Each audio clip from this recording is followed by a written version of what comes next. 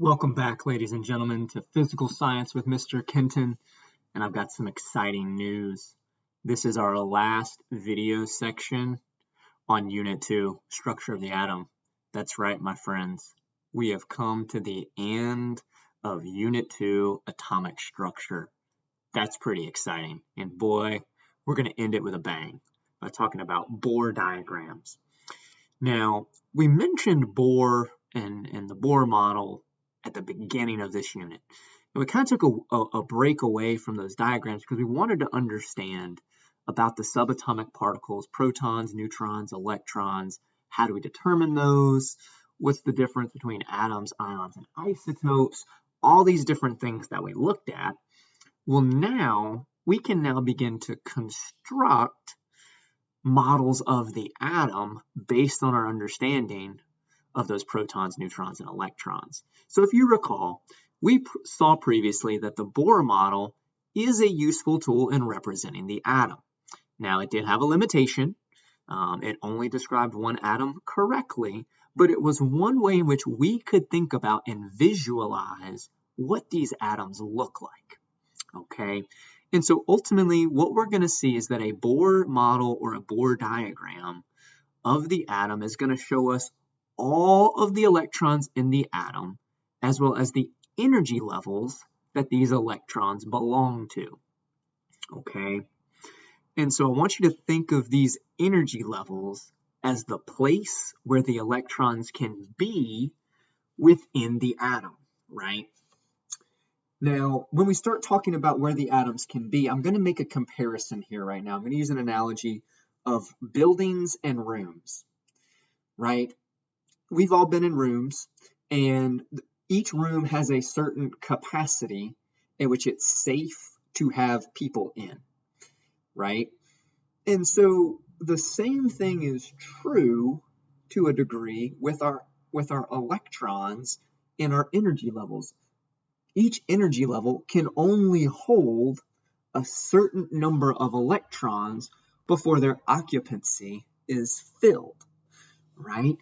And so what we need to look at and to think through and be able to understand and hopefully be able to do is to determine, well, what are those occupancies and how can we construct accurate Bohr models of the first 18 elements on the periodic table? I'm excited. Let's dive into this, right? So that being the case, what we need to understand is that the further away from the nucleus we get, the more electrons an energy level can hold. Okay. Now, for us, you might be thinking, Mr. Kenton, that's great that these energy levels can hold electrons, but I have no idea how I can figure out how many energy levels this atom has. Well, I have good news for you. I have the answer. The energy levels can be determined based on the row that the element is on the periodic table.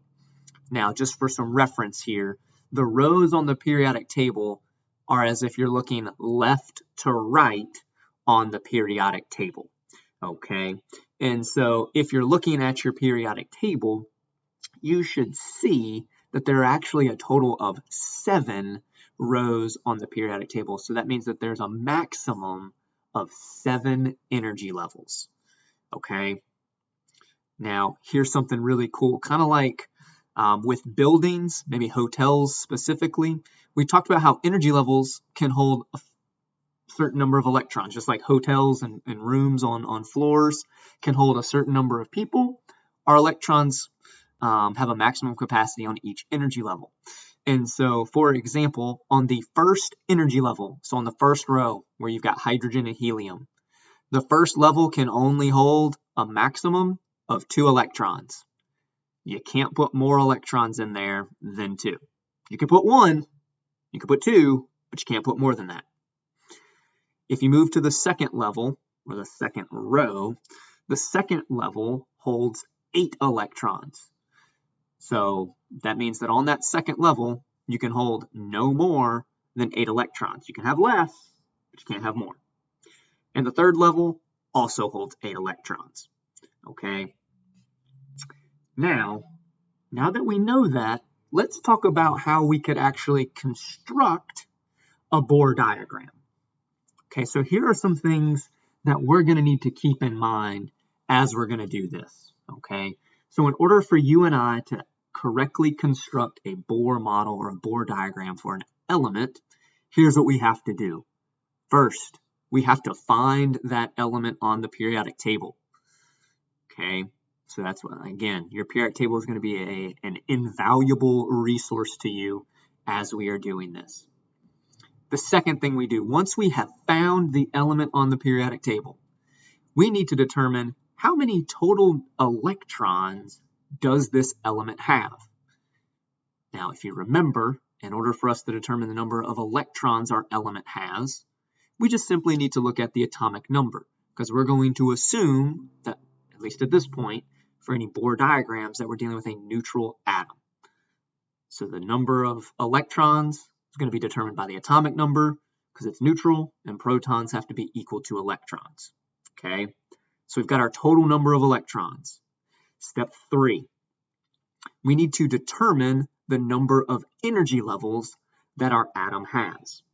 Okay, so for example, if I'm talking about fluorine, fluorine has an atomic number of 9. It's on the second row.